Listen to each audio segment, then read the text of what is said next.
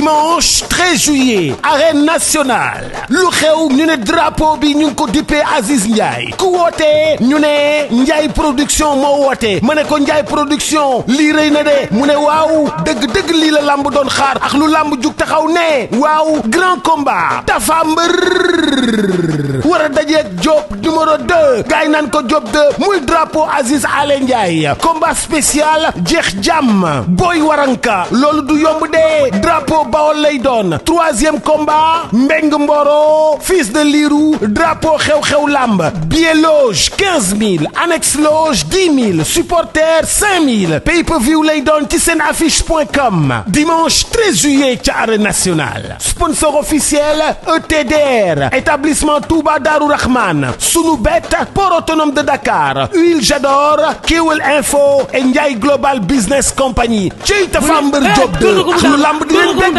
ba ca kaw kon daan na ko Diop 2 daan na jeex jàmm.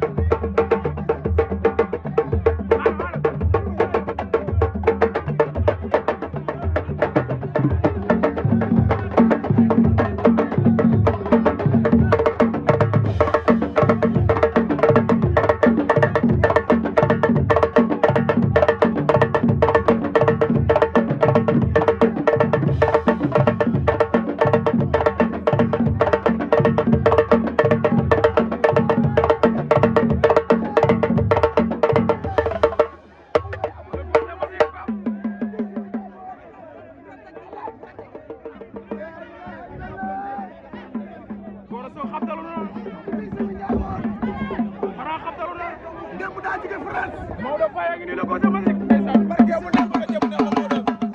la ko sama sik ñu Maodo barke Rasulullah Maodo Faye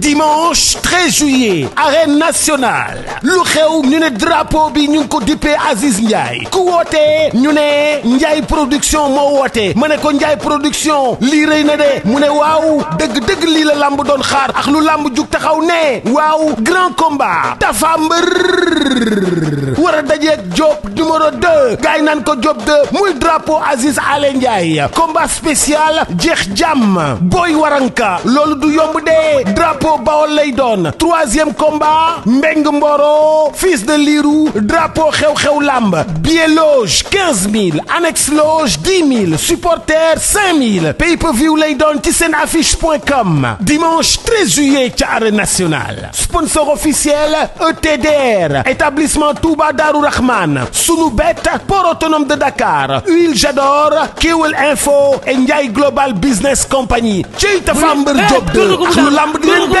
ba ca kaw kon daan na ko Diop 2 daan na jeex jàmm